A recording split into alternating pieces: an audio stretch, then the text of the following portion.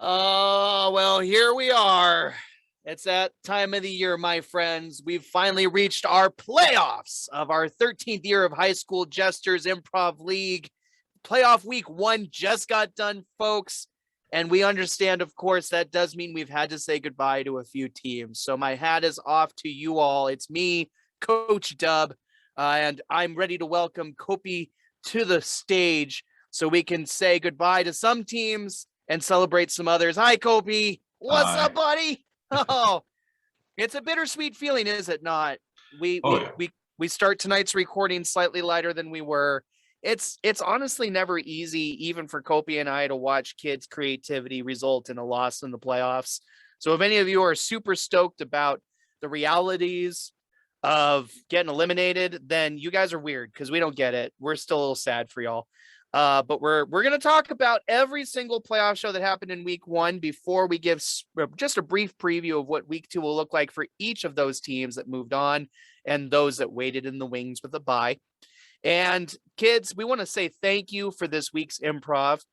Truth be told, I'm not going to fake it. I didn't get to go to a single minute of it. I'm actually legitimately heartbroken, Kopy, and I'm sure you're going to tell me why I should be. Lots of feel good moments, I'm sure. Lots of cool swings for the fences in week 1 of playoffs, I'll bet. What do you feel? How do you did we live up to the moment? Yeah. So here, someone said to me years ago, why doesn't the league just do the playoffs and not do the season? Just start at the playoffs and then finish it. And it honestly, that is a thought I've had, and it was a thought that's come across my brain. But Sure. the truth of the matter is that the beauty that this whole league gives us, a lot of it is the process. A lot of it is us going through the season, being able to feel out things, just get that Mm-hmm. experience, get to know each other, just have fun together.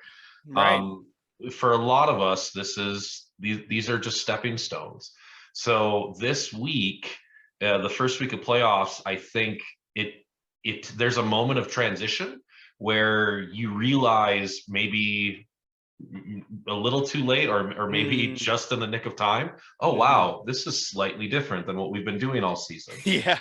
And I watched it in every show, every single Mm. show. At backstage, walking out for each show, just the seniors going, man, this could be my last.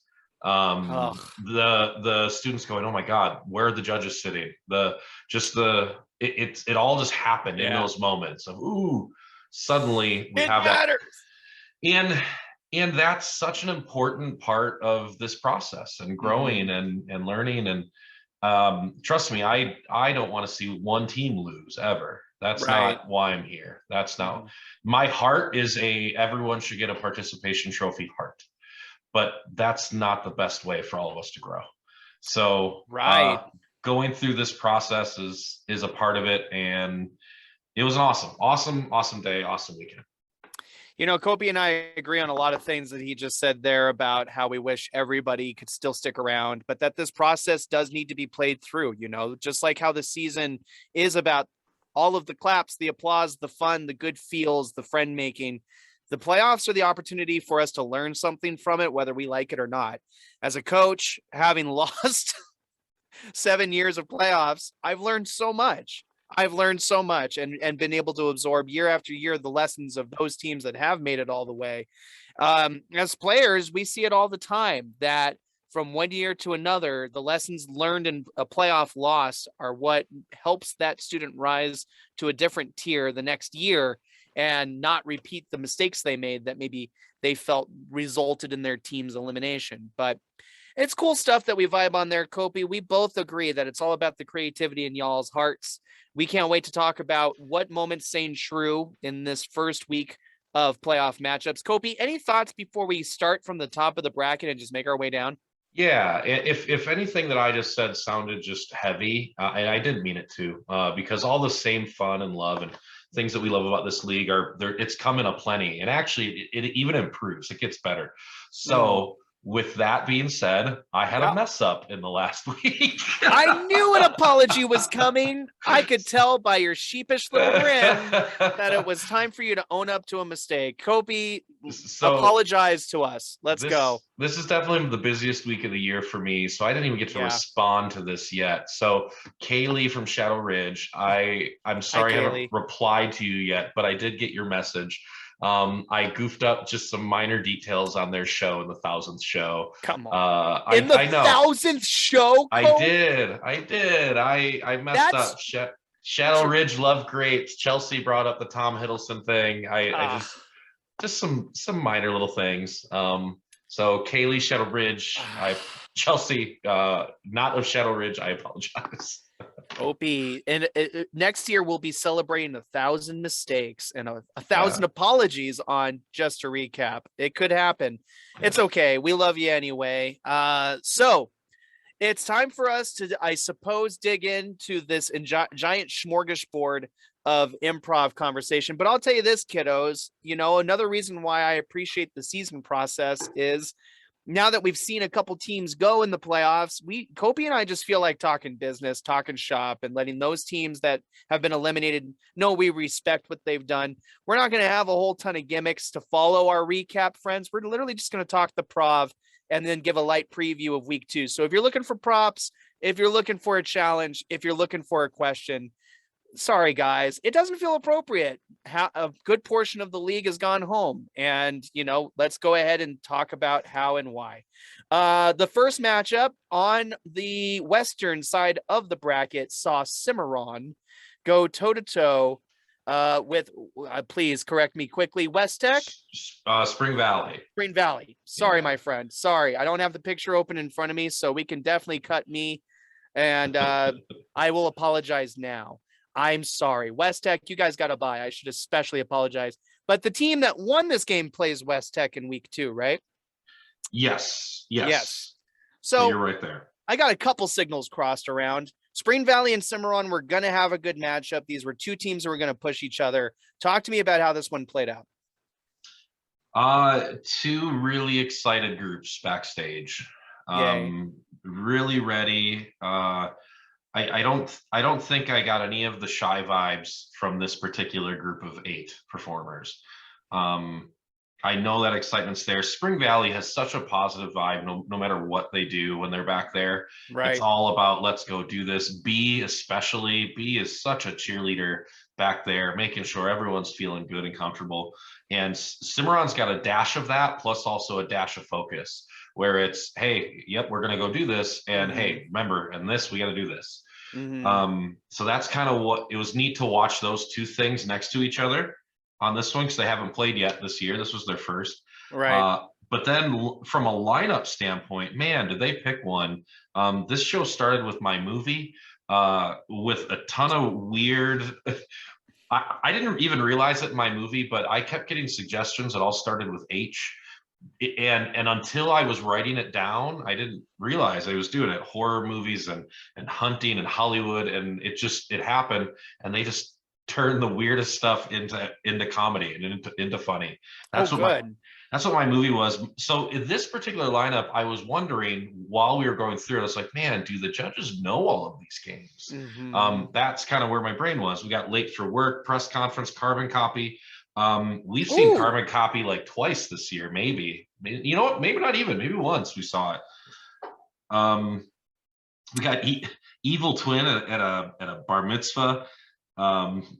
Really?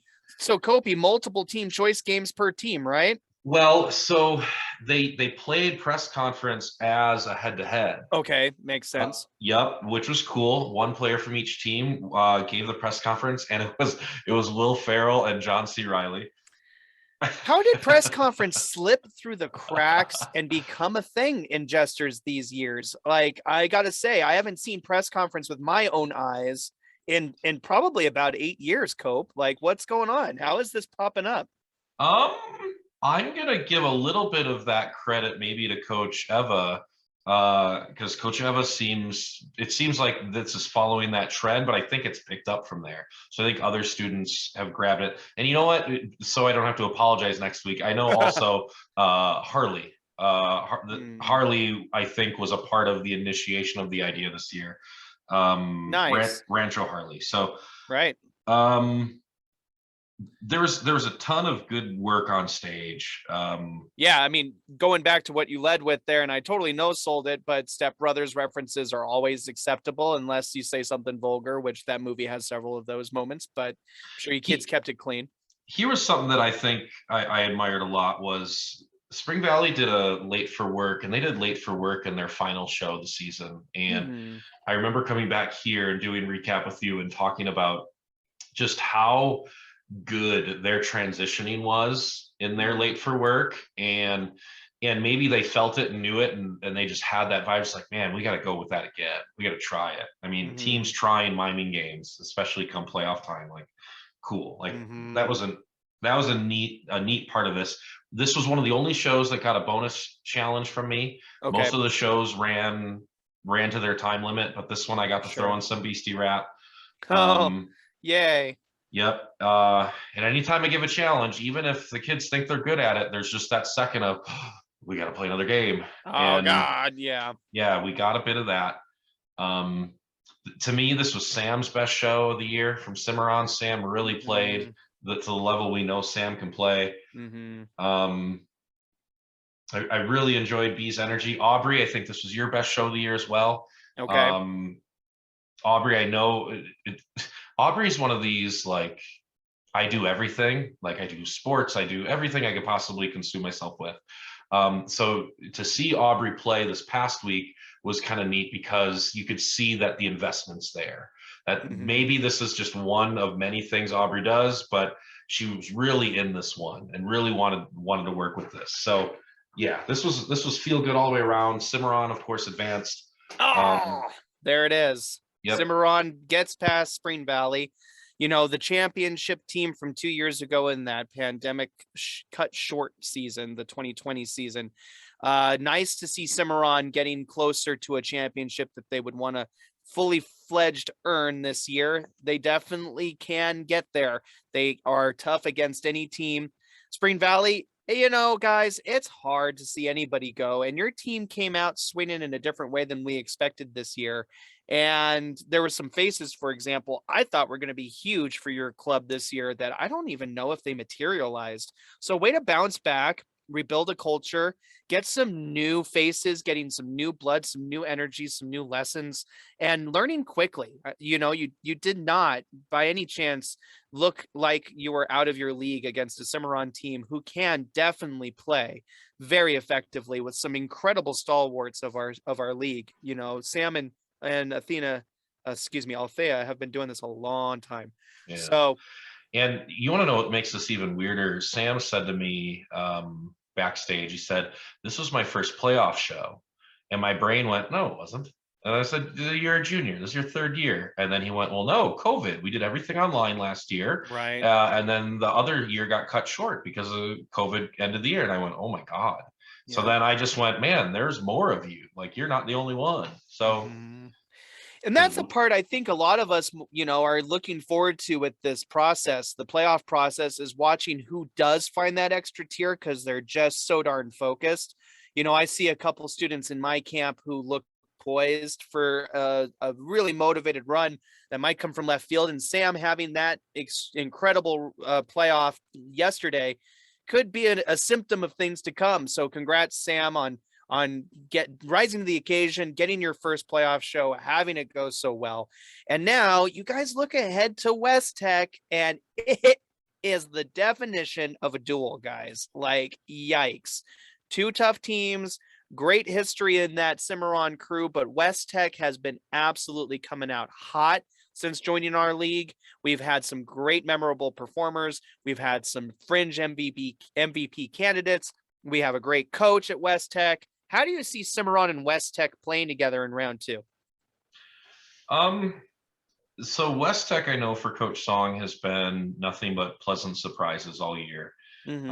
Players just playing out, I mean, beyond the leaps that Song even was expecting. Yeah.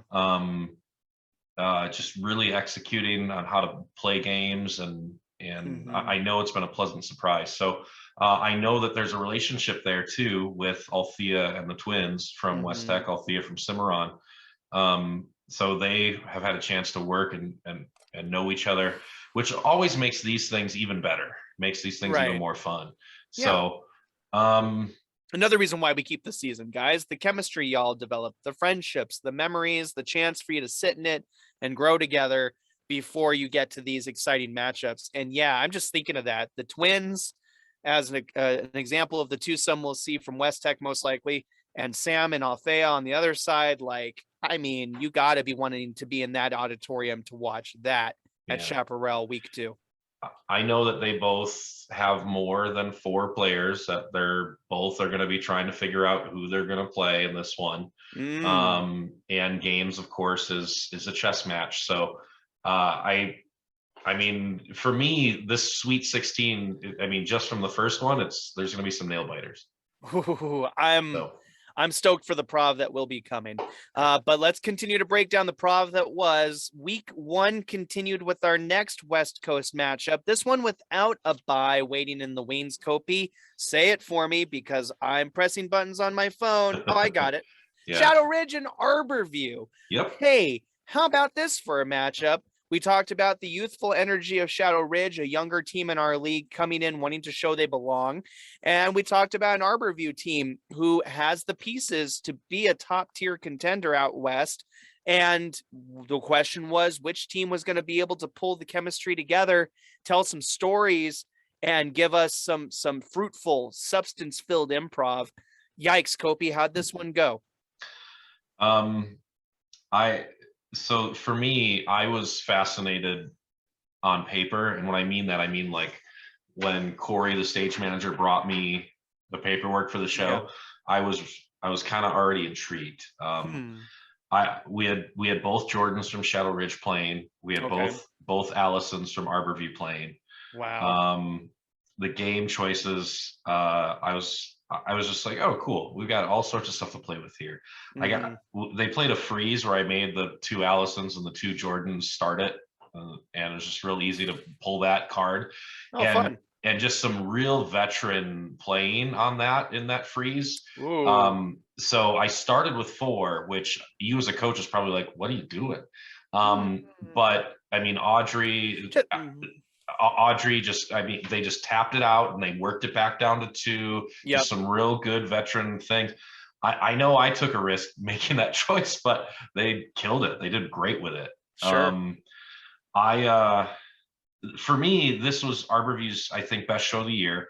Good. And it should be. And I would say that for a lot of these shows, but definitely Arborview's best show of the year. Hmm. Shadow Ridge had a great plan on what they were planning on doing and how they wanted to play this show out, and they Mm. executed that really well.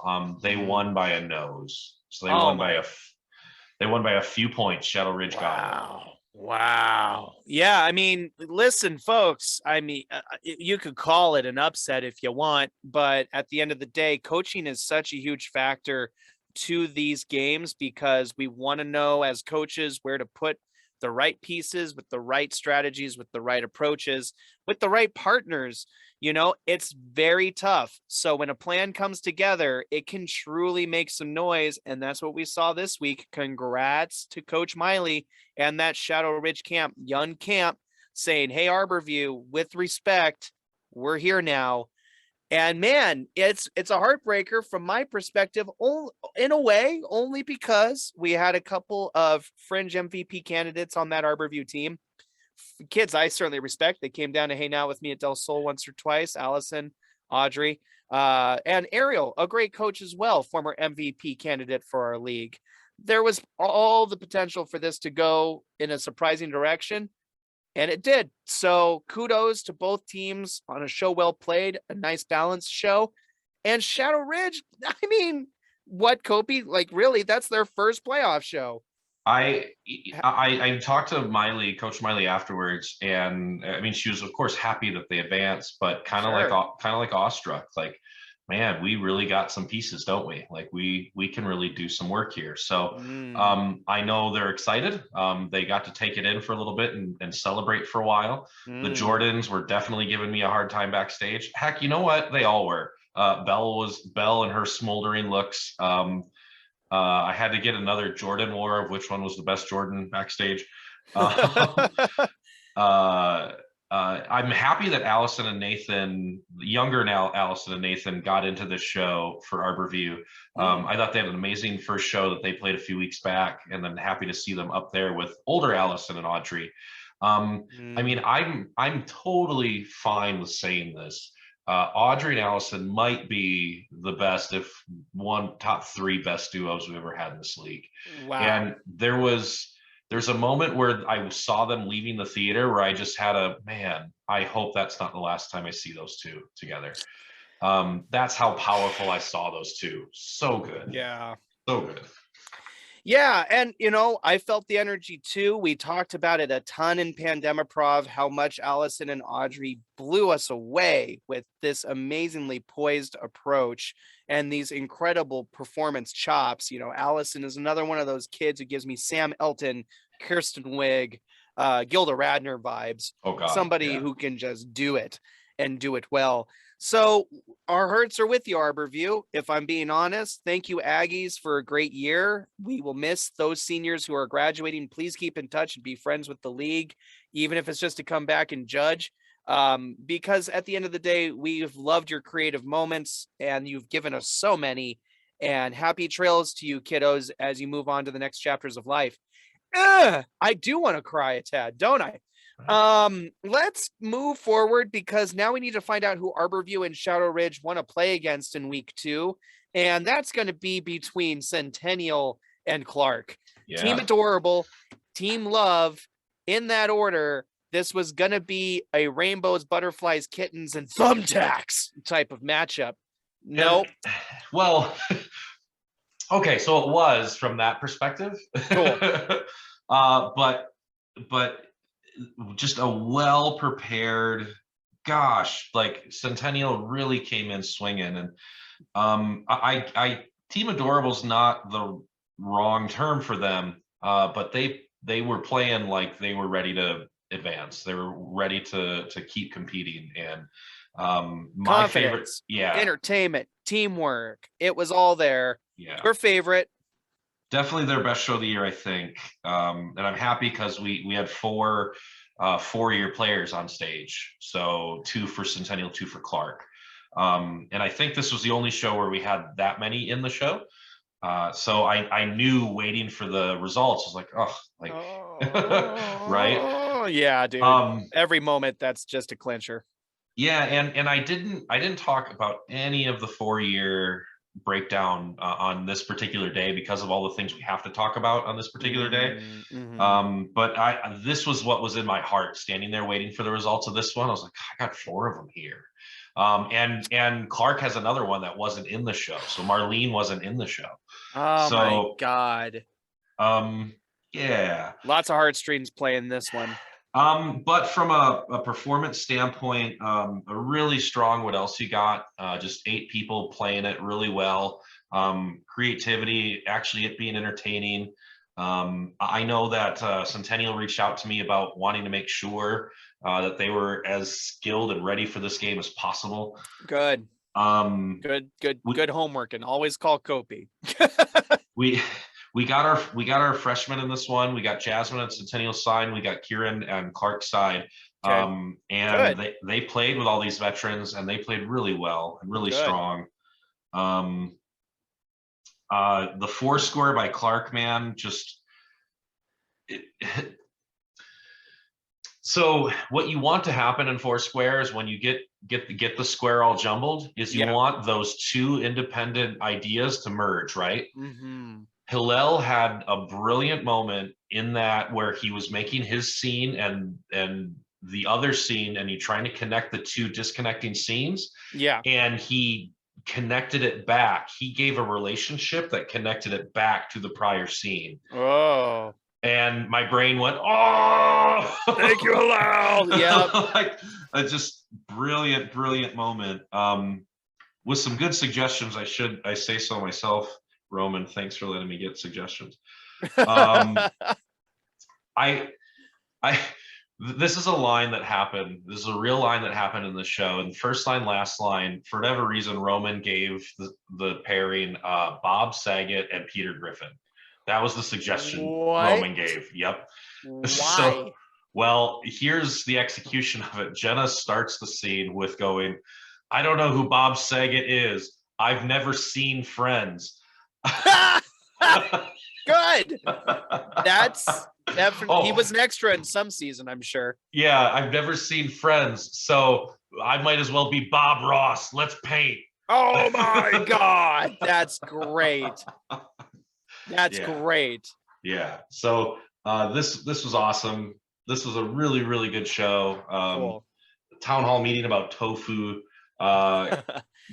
Clark's been knocking on the door all year, Yep. so Clark advanced in this particular one, Oh, and Clark will meet Shadow Ridge next and week. that's just a cool matchup too, but for different reasons, different perspectives, different excitement for me, because we've hinted at it all year how Clark again continuing to burgeon as a team, continuing to elevate every week, and their coach, Coach Nick Jarrell, who's been doing this for a handful of years, is really starting to grasp at this point how far he can go creatively with what these kids are doing and give them some interesting alternative roadmaps to follow to fun, as opposed to the traditional games that he's been comfortable teaching for a few years. I feel like he's just gotten bolder and braver and more like in it this year, and I think it shows in the play.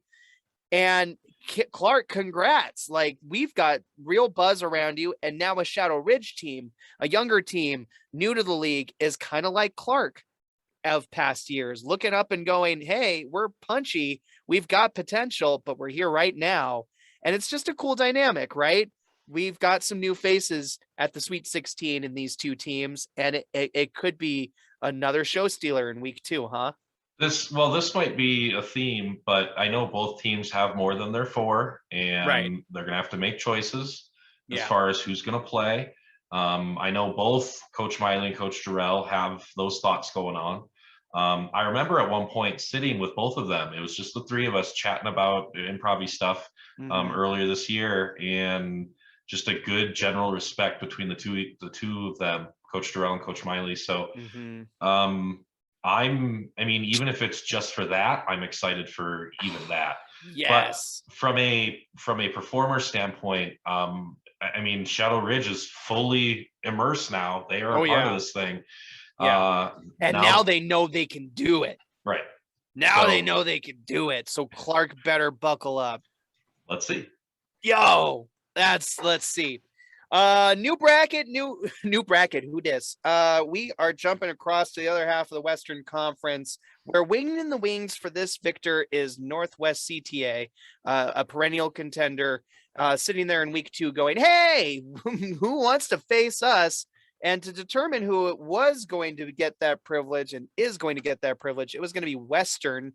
And that team Harley has been helping to gel here in its final weeks with those fun boys, as we take on this exciting team Bonanza, who's got a ton of energy, has got some great young pieces, has got a great comeback story this year in general as a team, really, because we didn't have a Bonanza group to cheer for in Pandemiprov. This playoff matchup was going to go places. Kopy, where did it go for you? I was happy with some choices in this game or in this show, because I know these are games that these teams both excelled at during the year in different spots. So it's like, okay, Okay. cool. We're making the right choices to come up here and put on the best show possible. Good. I that okay, so judging in judging from a score standpoint, it's hard. You have to earn your scores. Think of it that way. If you ever walk into a class and your teacher says everyone starts with an A, you got to keep it. That's not the way judging works. You got to earn your score. So you start with a 0 and you go from there. So I judge all year long, and I don't think I've given a perfect. I know I haven't given a perfect score on anything. Ooh, I feel something changed here. Well, I haven't given a perfect score on anything, and even those higher scores, I mean, were actually probably non-existent. But one judge gave Bonanza's deleted scenes a perfect score. Wow, that's a great claim to fame there, Bone Annie. Yeah, and it was the only game that got a perfect score from any judge this weekend. Wow. And really all year. And I get it. It was so simple setup that was just, it was such a simple idea. It was blind date. Aiden and Estrella went literal blind date, and they covered their faces. Yeah. And they couldn't see anything. Oh boy. And as it progressed, at one point, Aiden just says, "Hey, take your hand away from your face." We can see now. Oh my gosh. And that had to get a good laugh. It got such a pop. It's just so simple, so good, and the timing of it was perfect. Nice.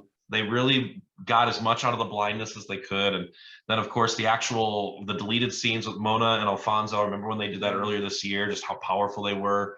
And then you flip over to the other side with Roman's half shark, half man for inner monologue on Western. Oh God. Okay. I literally stopped him and was like, "That's what Roman, is that what this is a playoff suggestion, yeah." Roman? And he's like, "Oh yeah, that's what we're gonna do."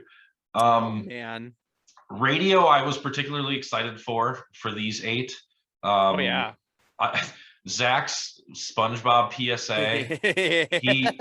he had to do, he couldn't do the voice without doing the thingy. Right. And there's one time where he tried to do it without the thingy, and then you watched him go, "Wait," like get his voice ready to do the voice. Yeah. Because you're cutting back and catching him off guard with that, right? Right. Yeah, I got you. Radio for me delivered.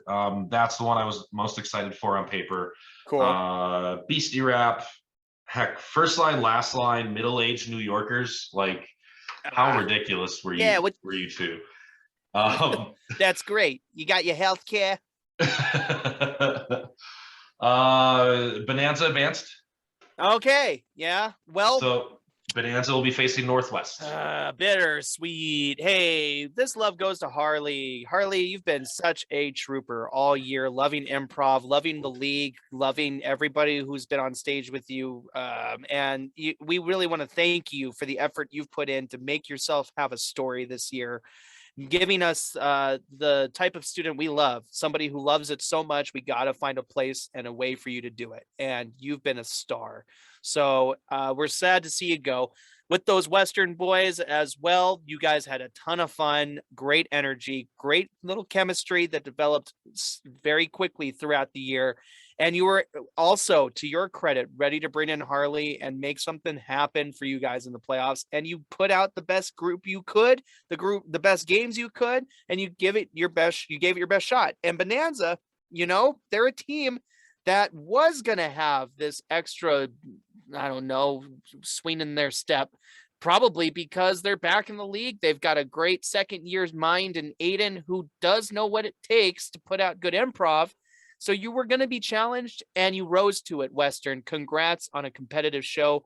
Bonanza, you guys are going to have a great playoff as you advance towards Northwest CTA. And please, let's tell those depthful stories.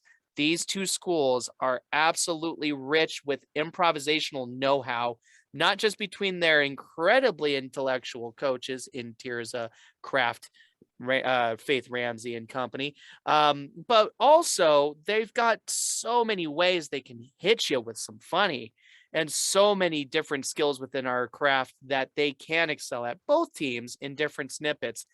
This one's got to be starred and circled for week 2, huh? Well, excuse me, as I was saying before, nail biters away. I think nail biters away. I think if you've watched Bonanza or Northwest this year, you kind of can't ignore just the power and the fireworks that both teams bring. Yeah. So and I think both teams are pretty aware of that. So this will be interesting as far as game choices and whatnot. So we'll see. I know Northwest has a bigger crew, so yeah. I have the tentative plan for who they're going to play. Okay. And if that's what comes to fruition, I know I've got all sorts of stuff to talk about next week. So let's see what happens. Yep. Sweet 16. The biggest thing. This is our 8 a.m. show too. Next week. Yes. Oh So, my God. Get there at 8. Get there at 8. Get there at 8. Got it. Noted. You guys go up before us, so we'll hopefully be there.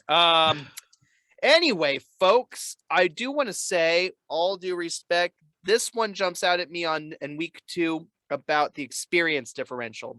I don't know what Northwest might do with their 4 players, but they've got so much experience in that camp that if they play who I would think would play if it were me at the helm, you know, it's going to be all about if Bonanza can be the David against the Goliath a tad.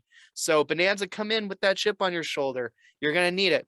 And I'm rooting for a great 8 a.m. show. Best 8 a.m. show yet this year. But the next matchup is also one that will lay claim to the best we had in week 1. This one for the chance here to take on Rift Side, who's waiting in the wings for week 2. Sierra Vista, Desert Oasis. 2 teams who, again, gelled as the season wore late. 2 teams fairly evenly matched against each other. 2 teams with, I mean, it's Ariel and it's Corey, right? 2 great coaching minds, and youthful ones at that, who have so many different things they can do to experiment and play this one out. I was really excited to see how this one would go. Sierra Vista and Desert Oasis, how did you take it, Kopy?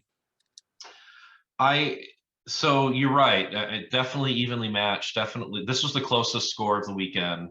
Ooh. Yeah, this was a 3-point split. I promise I didn't know that, guys. Yeah, and 3 points. Just in context for any of you, that's about as tight as it gets. So yeah. That's one person being a little bit more confident in scenes from a hat. Okay. Yeah, the maximum amount of points are what is it, 300 something. So that's how many points come into play.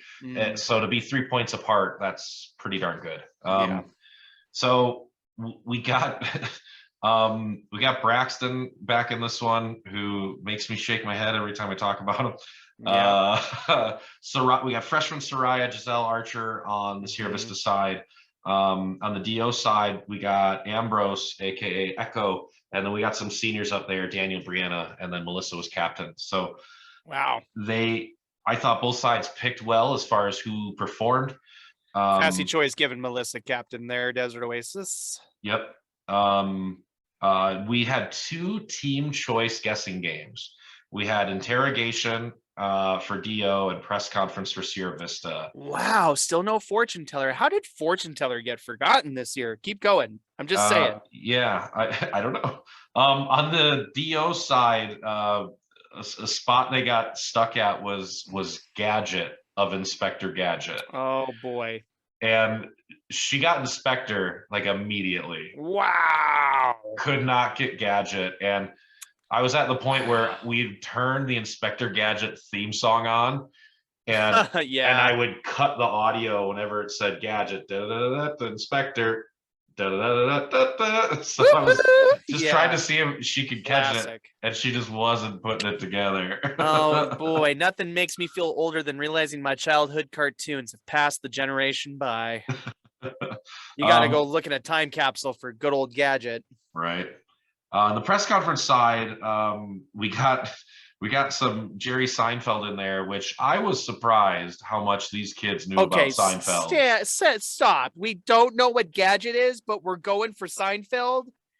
You guys must know a thing or two about airplane food, huh? Yeah. I was shocked how much they knew about Seinfeld. What on earth? Elaine, George, Kramer, all those names were dropped. They had it all. Wow. Yeah. Wow. That's amazing. I'm thinking, like, I'm going through the Rolodex in my head, trying to go, you know what, they're never going to get Seinfeld. What are all the classic things I could do from Seinfeld to help them? And nope, they didn't need me at all. Wow. I'm terrified. Which team did that? That was Vista. Vista? Yeah. Kudos to Vista. You guys are making references that are older than your ages combined. Like, what's going on? Really, I think really competitive head-to-heads, 9 out of 10, town hall meeting, first line, last line. Yeah, I get why these were so close. Both teams were playing with a little bit of vigor. and a little bit of poise, and just, hey, we're here to play. Do especially, I loved your town hall, how you at one point you all ended up together. You started separately, but you ended up physically together by the end of that. Not a common thing, which was pretty neat. Just how your characters were able to mold to that direction. Sierra Vista won in advance. Oh, that's cool. Yeah, that's a cool story. A team that has been reincarnated brand new almost every year. I think I've known them to exist. It just feels like fresh faces every year, fresh cultures every year. Certainly a couple seniors stuck around for this one in this ride this year, but Sierra Vista, this is a huge win for your camp. Desert Oasis, you should be proud of the matchup you put out there. Both teams were in a similar place, right? We've talked about it, and it could have gone either way. I'm glad the game was competitive. I'm glad you guys took it to each other, gave each other the best respect you could, which is that competitive matchup. And no one needs to be hanging any heads on their way out. Desert Oasis has got some really cool emerging young talent, I'm sure, whose names will be popping up a little bit as our week goes on in awards watch week.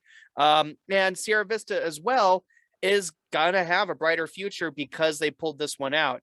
The question is if Vista can topple the Rift side, that is a prospect. And Vista, that chip on your shoulder, I hope you just, I don't know, take a microscope on it and zoom in, and then just batten down the hatches and thicken the boundaries and just really come with the hardest chip you can get. Turn that chip into a full blade and just go for it, because Riftside's going to need your best effort in order to, make you guys better too. So go for it, push it, and have fun. Kopy, what do you think of the matchup in week 2? The Mountain Lions and Riftside. Well, so, I mean, if I'm talking about the two of them, I know that Jade from Vista and Margot from Riftside have become rather close, and talk a lot and sit together during shows and hang out and that kind of thing. Yay, that's as good as it gets.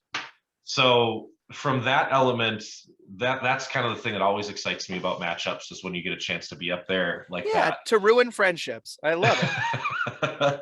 Well, you hope that you do even better. So right. I've definitely stood on stage with a lot of people that I've never worked with before and wondered, man, I wonder if I could have done a little better if I was up here with Warren. So that implies I'm your friend. Thanks, Kopy. You better be. All right. So yeah, Vista and Riftside, you kind of have a younger group generally versus a pretty cagey veteran group. Oh yeah. With also some new blood there too. So game choices, coaches working together. I mean, that's all going to be a piece of this. Yeah. As it generally is. So just go do what you coaches know how to do, and let's see another nail biter. Yeah, please. I'm praying for Vista to come out and shock some folks by making this one a close one. And that's not to say Vista's, I don't know what to tell you. It's tough when, especially after coaching in this league as long as I have, it's tough to admit any team just looks better on stage. It's not something we want to say, but it's something Riftside just kind of gets. It's a smoothness that they've been able to adopt to what they do. And so if any advice, and I've seen it before in other years, if any advice can be given to the Vista to give them that push, it is, no matter what happens, whatever comes out of your mouth, behave like it was the correct thing, kids. I've seen years and years of playoff matchups where the team that just reacts the fastest and accepts what they're hearing and then gently makes their way through it with some sort of menial means to move forward, they're the ones who look more confident, who seem more confident, who get through. So don't let yourself get shell-shocked. Don't let the deer be in the headlights, Vista. You're here. You've been doing it all year. Do it again, and do it with the poise that you can, regardless of what you say. Like, just go for it. And gosh, I'm rooting for you guys. Like, seriously, have some fun. Yeah, this is a rematch from earlier in the year, and I remember that one being good. So let's do it. I'm so excited. Speaking of let's do it by flipping the coin over to the Eastern Conference. We're ready for it. We've got 8 more teams to find out will be part of week 2. and some to say goodbye to, folks. I think if I'm doing my math right, we got 5 more to say, goodbye to. And this team this matchup will give way to ATech. ATech is, in most people's minds, the team to beat in the East. So you're gonna want the opportunity to tell stories with this incredibly fun, animated, and talented team. To find out who would face ATech, we watched Silverado and Eldorado give us some improv this weekend. And, I said it a little bit last week. I remember storytelling was going to be the focal point to this. I've been hoping to see Silverado adopt some of that into their already very fluid comedic chemistry. And for an Eldorado team, they were going to need it if they were going to shine brighter than Silverado. When you look at their comedic chops, it was going to be an interesting matchup. Kopy, did it play out the way we predicted or what we thought it would look like? Yeah, so you have a generally very young team in the Eldorado group, especially when you include Allie, who's our only 8th grader. Hi, Allie. Thank you for the journey you've been on this year. What a blessing. And then Silverado with some veterans and 4-year players and whatnot. Dude, so Nathan. Yeah, and I'm gonna lead to that in a second. Okay. But I mean, some ridiculous Foursquare out of Silverado, of course, because you have Parker in there. Jillian, just that power and swagger you have now. You're such a nice add-on to what this team is. Miguel, nice to get you, and I think it's your second show, Miguel. But you also have that weird, sarcastic way of doing things, just the same way Silverado does. What a ridiculous evil twin out of Eldorado. It was the Zacks doing the twins, and Zach Compton was supposed to be the good twin, but was like aggressive. And then Zach Graham was the evil twin, but was so sweet, because that's kind of how Zach's like just personality is. So it was really funny to see that those are the choices they made for good and evil. What a flip. Because like that's not what's happening at all. No. So to watch Allie and Miriam have to like react to this already 4-dimensional way of doing these twins was pretty neat and pretty fun. They did a head-to-head Survivor where they eliminated one from each team as they went down. So they went from 8 to 6 to 4 to 2. It took literally 5 seconds for me to realize I said you guys should do that. So thanks for playing the game I suggested. Sick with it. They eliminated 2 at a time. It was actually they talked to me about it ahead of time, and that's what I suggested. Let's go 2s. Okay. I was going to let it go down to 1 after we were at the final 2, but we were cut for time.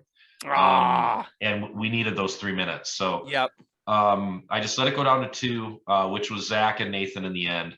Cool. Doing all 8 spots, which was cool to see. So cool. Yeah, I want to see more of that. Del Sol's keeping that in the pocket if we get a chance to win it out, because that seems like so much fun. Good job playing a fun game that Kopy thought of and then I thought of 4 years later.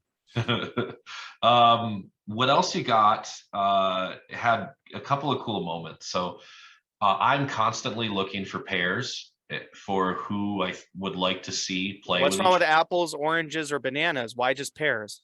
Because they're better.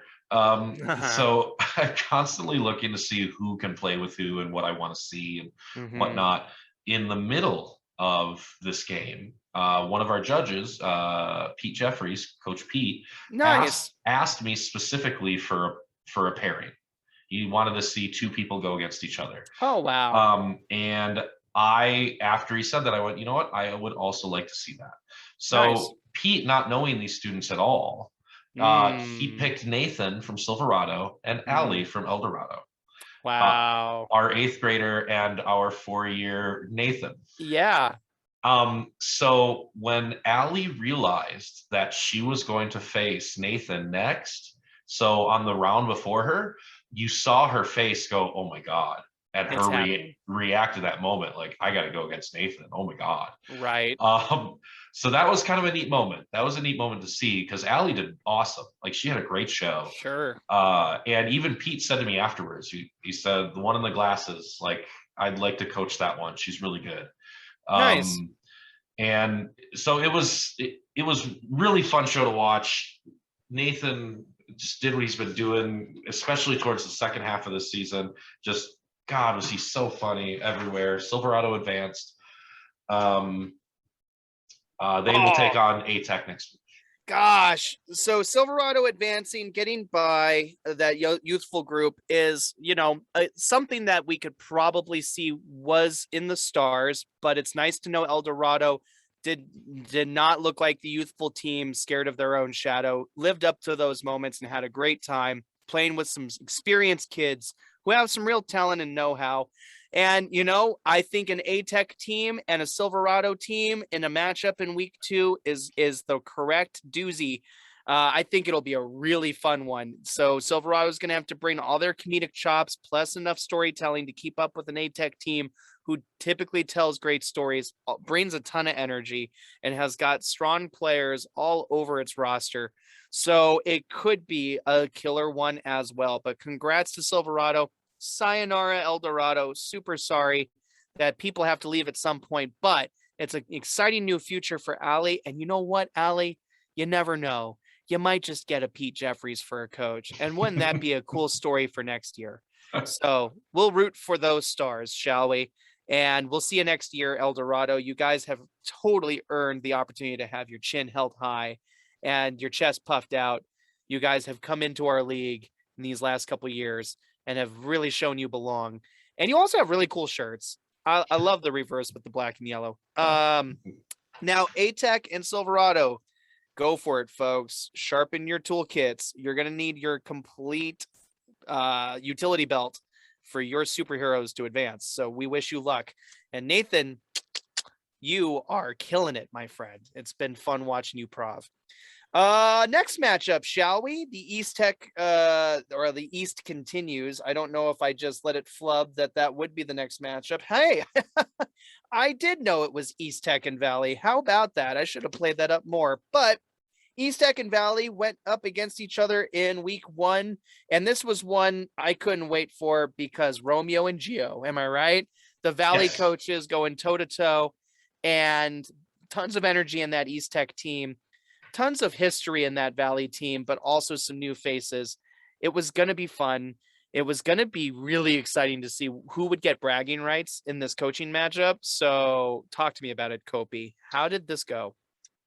So yes, Coach Romeo and Coach Gio, old teammates, back when they played together, and excuse me, and they played 2 weeks ago. You're not excused. How dare you? They played 2 weeks ago. So this is a rematch, relatively soon, quick rematch. Mm-hmm. And I was pleasantly surprised out of the gate. So they played switch interview to start. Mm-hmm. And it reminded me of that old Valley group. Like you could just both teams, how they treated the chairs, Sure. and the way that they attacked playing switch interview. I was just like, man, this is so good. This is such a good round. And to where you could probably say Valley might be on the shyer side of the world, or has been mostly. They played so strong, and they were up there doing it. And this is going to throw you for a loop, but so Melodrama was played. Not by East Tech, but by Valley. Yeah. Whoa, what a loop. So Gio brought the idea to me, and says, you know what, if we try it this way, I feel like we can really nail this. Cool. And I gave him a couple of thoughts on it, and man, were they disciplined.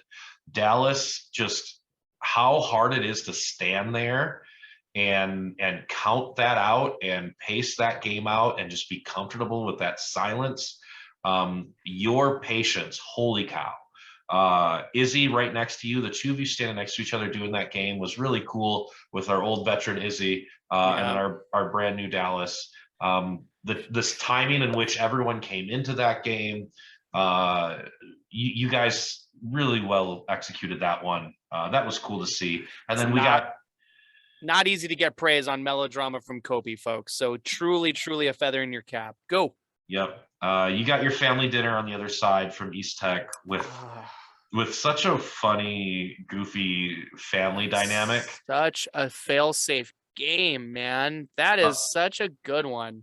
Yeah, Amaya, who gave us the story, Amaya, thank you for your story. Had just a funny, goofy little story that our family that they just got to have some fun with.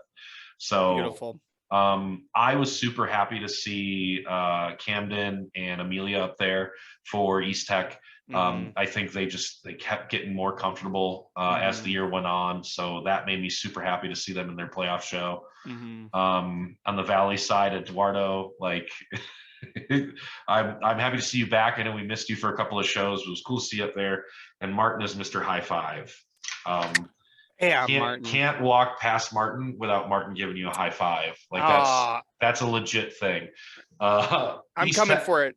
Yeah, he will find you and he will give you one. Let's do it, Martin. I want a high five appointment. Championship Day, Del Sol. I'll be there. You should be too. He's gonna write it down now. Let's do it. That'd be an honor.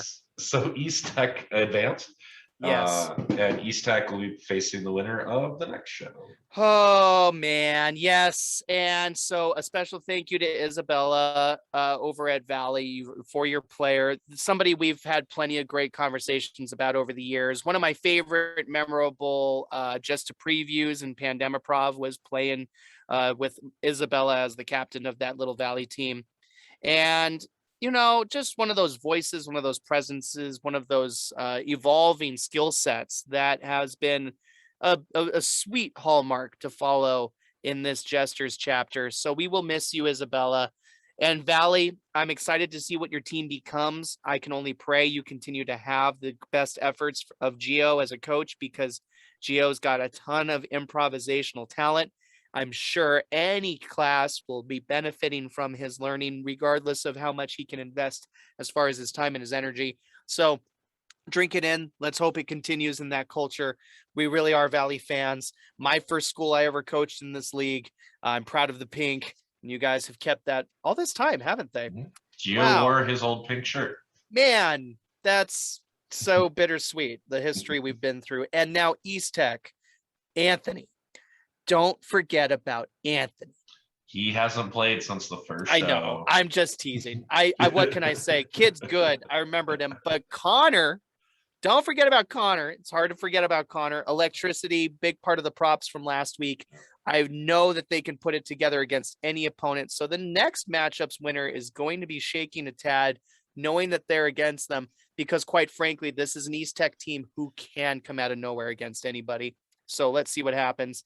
As Basic took to the stage to meet up with Las Vegas High School in round 1 of the Improv playoffs for High School Jesters year 13. And this was going to be all about who was playing. Am I right? All the above. So you had 4 seniors on stage for Basic. Oh boy. 2 of them are 4 years. One of them should have been a 4-year, but we didn't get Joseph during online prov. And then Victoria is a first-year senior. And then we have Vegas, who's another team that I think it's okay to say definitely on the shyer side. Right. But I have enjoyed Vegas. Vegas for me is one of my little happy moments of this entire year. Yeah. Because of their brains and how they create ideas. Roman likes to do this extra layer of setting things up in games, and he was setting up inner monologue, and for no reason at all, he was trying to tell the audience, hey, so at any point during this game I could say Owen inner monologue, and then looked at Owen, and then Owen just stepped forward and paused for a second, and then said the funniest, just came up with the craziest, weirdest thing out of nowhere, no scene. Wow. And Roman put him in that position. I would never do that to anybody. Right. And Owen killed it. It was so funny. That's great. That's really inspiring. Their inner monologue of Candy Crush, just it's so simple. It made me want to play again. I jumped in because I had to, and just wanted to join them and be in Wow. their fun little world that they create together. So Beautiful. yeah, that for me. Yeah, all year long, it's been a joy to be a part of their little journey and how they've done it. On the other side, I mean, of course, you had your seniors up there that really had no fear Yeah. and really played that way. Yeah. We got a radio character of my mom. Of Uh, course you did. Roman gave Kopy's mom, and Aaliyah, you pretty much nailed it. Kopi's mom can kick a punching bag in half, you guys. I'm not joking.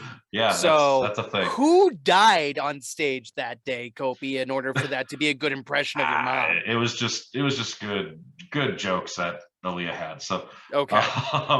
Las Vegas High School. Ha! You did it. Ha! Yeah, we got some prop freeze in this one. We got everyone really trying to use the prop and move her around. Jessica, thank you for being our prop.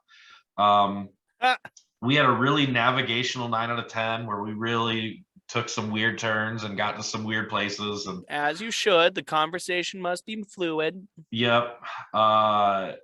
Owens, I'm enraged when I sleep, and every time I wake up and realize I was sleeping, it makes me angry. Such a weird. It was such a weird, funny Darn way. It. I was resting. Boo. Of that. Oh, and then Evan, your Italian's awful. I was waiting for that. Yeah, yeah. And listen, Evan knows that's a compliment, but yeah, he was a total French guy trying to pass off that he was Italian. We. It didn't work. we are not buying your Italian, friend. The big question was if some of those names were going to cross that stage, and because they did, this matchup went a way that I expect. It was so entertaining because Las Vegas has gotten in that comfort zone of being excellent when they got no reason to believe they can be. You know what I mean? They just push through it and they do it so well. Great poise in the pocket for Las Vegas. Basic is intense with those 4 seniors. That experience level probably made a difference.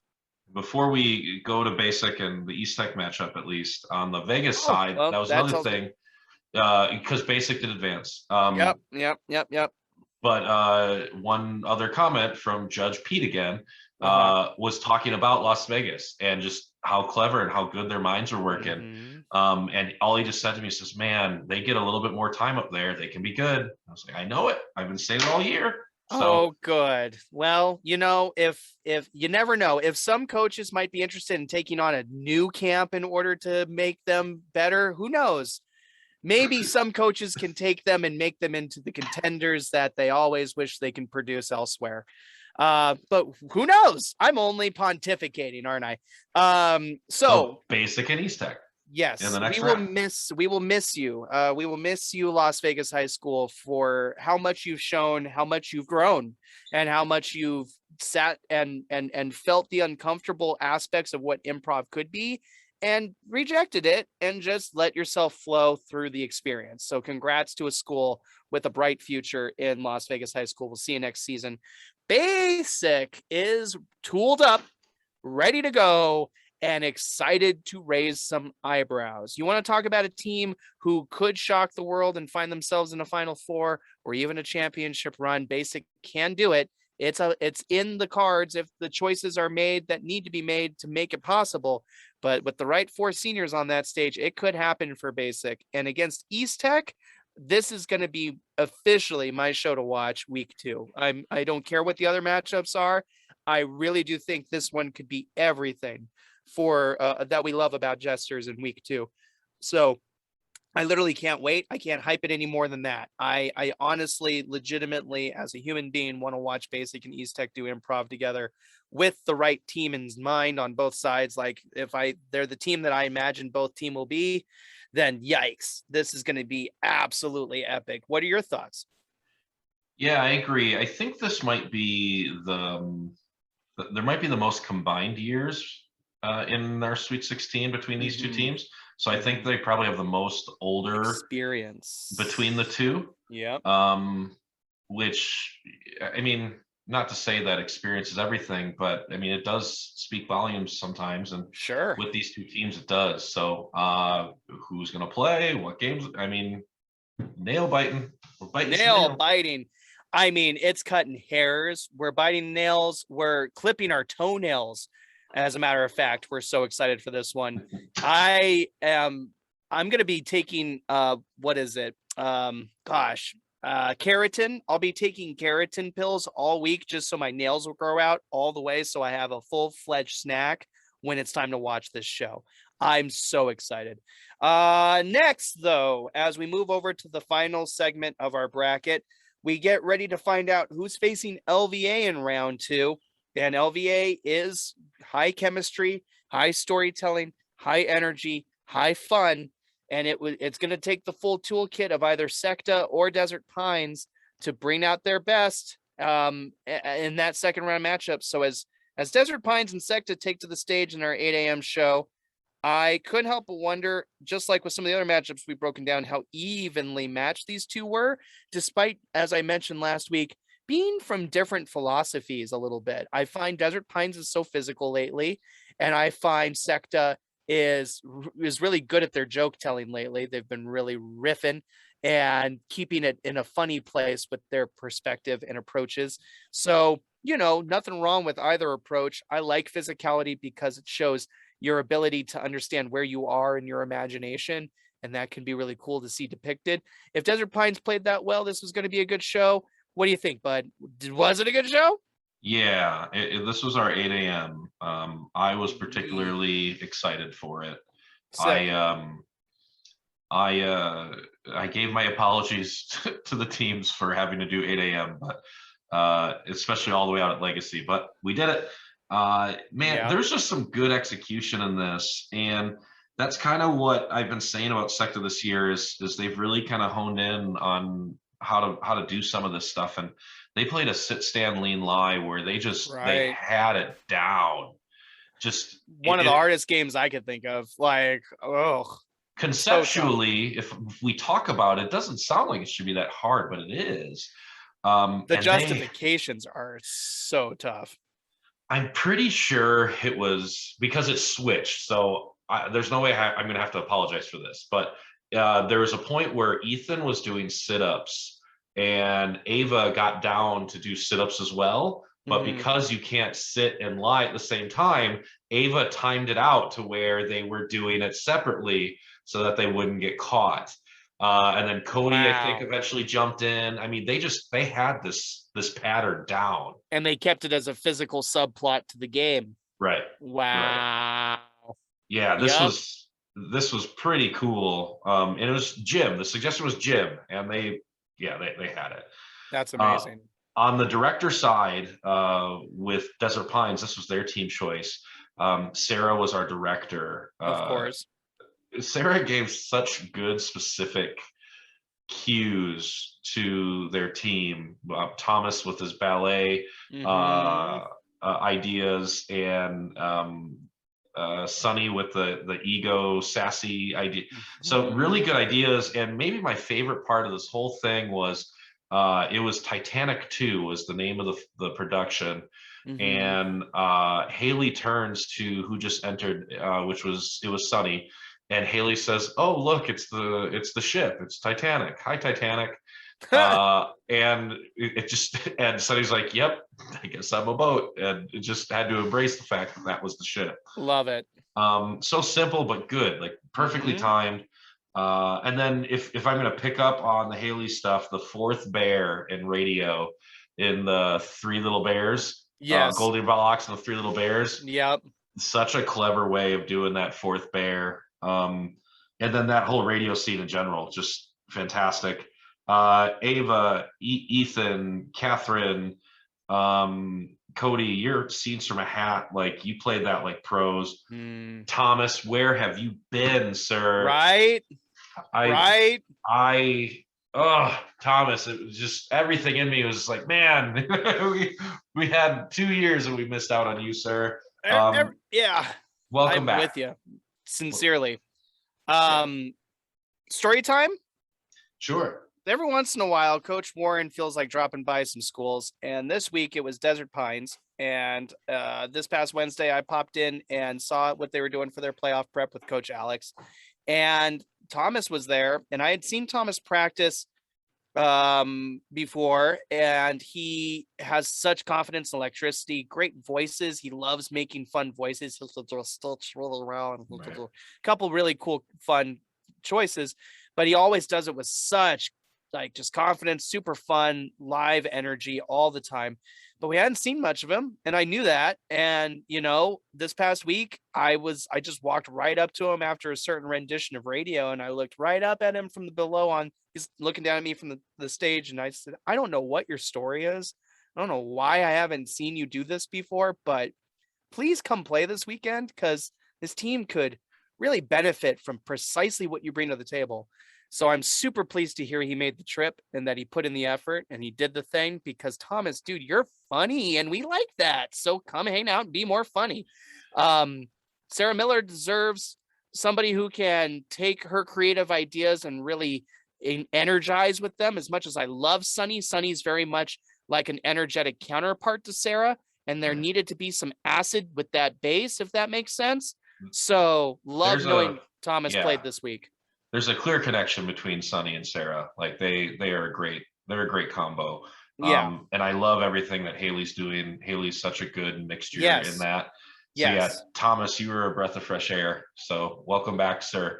Not many people play someone in the first round of the playoffs for the first time all season. So that's right. You got that nod. So Desert Pines did advance. So. Yes. And to Secta, a team that we love. You guys are in a cool base of my heart kind of place because I'll always want to see Secta succeed. Some of my favorite teams in Jesters history came out of Secta. Some of my favorite players too. I came out of Secta. That's just an honest, true statement. Anyway, you guys, I love what Ava does. I love that Cody Sager is next to her. I love the other pieces on that team learning from those two because they very much bring true strengths of their type of improv to the forefront for that school, and they need to drink in true strengths. So love that strength. Keep going for it. We'll see you next year with more great improv. So glad none of your major pieces are moving on. The future is brighter for Secta than it's been in a handful of years, we'll say, and that's no knock to the students who've come through the camp. It's just that they were getting some good chemistry, and boy, we wanted that for them. So kudos. Desert Pines, you get ready to face LVA in a matchup that could be really spicy if you put the same kind of energy out there that you did in week one. And there's no reason why you don't do that. Honestly, if you think about it, I would think a guy like Thomas is now super inspired to come and try and do this again. Sarah Miller has so many different ways she can approach so many different ideas. Haley truly is somebody who is a Audrey Radiff, who is a Maya Swift, who is somebody who can listen and naturally create the correct thing for an audience to expect. And there's nothing wrong with that. Somebody who can literally paint what we're expecting is great to have on a team when you want to paint misdirection somewhere. You got to have somebody who can do A before the funny B knocks you into next week. So love Haley being there. You've got the sense. And LVA's got it too. Their chemistry has been burgeoning all year. Elliot's playing like a Thomas typically does, or a Thomas would like to get to the sense of being able to do consistently. And Sarah Miller has a counterpart in LVA too, and all of the different supporting pieces they have been able to show this year. It's going to be tough to call. What do you think will happen in week 2 between these two teams? The theme with LVA has been chemistry, and typically what that means is there's this unspoken trust. Yep. And they might not even realize that, but they have it. It's there. I think they believe in each other. So yep. Desert Pines, I don't think is too far from that side of the world. I think they've got a lot of those same capabilities, and I think this is pretty evenly matched, actually. So hey, guess what? It's gonna be a nail biter. It is. And Kitch, Hashtag. I'm so excited. So fun to see the matchups coming out of week 2, top to bottom. These are super fun. And that matchup between Desert Pines and LVA could very well indeed show some new some new light on both teams. It could shine some new light on both teams. Sorry, guys, it's been a long day. Let's continue, however, as we look into our final first round matchup to determine who faces the Dragons at Del Sol in week 2 at the playoffs at Chaparral High School. And this one was between Legacy and Cheyenne, Yep. normally a West Coast team this year, flipped over to the East Coast for the playoffs, both as a nod to the past, where they've been on a bracket before years ago, but more so also to provide another fringe contender the opportunity at a conference that, well, isn't as crowded as the West. So welcome, Cheyenne, into the East side of things. And with Legacy across from you, this was going to be a really cool chance to see some different strokes and some different funny go on stage. How did it play out as these two interconference teams found themselves in the same conference this week? Well, there's actually a lot of history between these two. This was the old Chegacy. Yeah, and I walked backstage chanting it, and they all looked at me like, "What are you talking about?" Oh, darn. so maybe that old history hasn't kept up, but Nope. I was happy with who I was standing in front of backstage.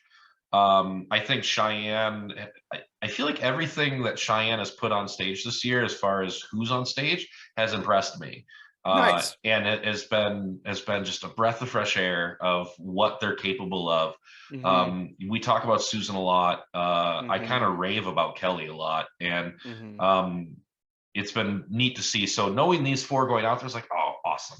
And then on the Legacy side, it's Alex. Alex was such a good teammate in Pandemiprov, as you call it, and did a lot for us. Lindsay was a big part of that too. Yes, love knowing how strong Lindsay has become. Lindsay just came off her best show of the year. Dan's been very solid for them. And then we got Naya in your second show. And Naya, you're a goofball. You've got such a funny, goofy brain. And it was neat to watch your brain twist. This was only your second show, though, this year. Okay, so we got maybe some of my favorite radio character suggestions of the day here. Okay. Like Frozone and Elsa. Michael Jackson, who's in love with ponies. Nice. Gaston in real life. The worst Batman. That's like every high school senior, for the record. Sure. Batman is the worst superhero. Like we just got a lot of really clever creative ideas, but these team choices is what got me, man. So Legacy did a blind line where farting in the elevator was the suggestion. And Roman took that one. Yep. And but they made that elevator real, like how they entered and waited for the I hope they didn't make that fart real. Right. Ringing, pressing the button for the elevator, reacting to they did some really good setting up of just before they even got to those lines. And the lines were really fun. Like we really were able to get some good quality out of those lines. Very nice. On the Little Voice side, it was multiple brilliant thing after brilliant thing. It was just top to bottom, all the way around. So Susan starts with the voice, and Giovanni starts alone with the item, and it turns out that Susan's the voice of a wrench in the garage. Okay. So really simple, just setups, and of course Susan making it weird as always. Giovanni with really good, solid reactions, and Kelly's Autobot entrance. Your word play on what Susan handed you before that, just mind-blowingly good. How good this entrance was, and then how this scene shifted, and it took this weird almost like a second dimensional type Oh, of wow. storyline where now we had some improv play worked in there. How Alexa worked herself into that. Just wow. So many layers, so good. I don't even know where to start and stop on that one.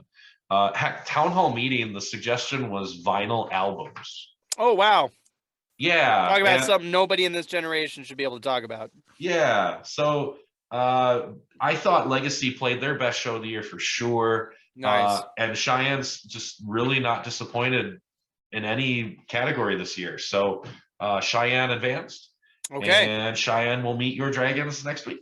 Yes, they will. And Coach Miley and I will be doing some talking about what we're going to play, and we're super excited about it. I'm my seniors are chomping at the bit to prove they belong in this bye situation. We've had a lot of different faces on our stage this year, so getting some of the seniors to play together is probably the part of this I'm most excited about, just so I can watch my own team with their most experienced bits get an opportunity to play together.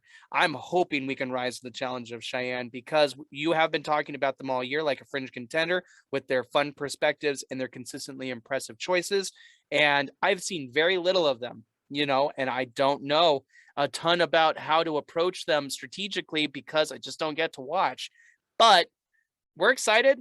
We've got a lot of experience. Y'all have a lot of fun. Let's have some experiential fun together, shall we? Right. And I would say that matchup is not going to disappoint. There's no doubt about it. We won't let it. Let's go. As for Legacy, guys, we've said it all year. You're one of those teams that should be coming up and up and up. So any outcome here was something for you to be proud of. And congratulations on having a strong show across from Cheyenne and getting to be called the best that you have been all year when it counts.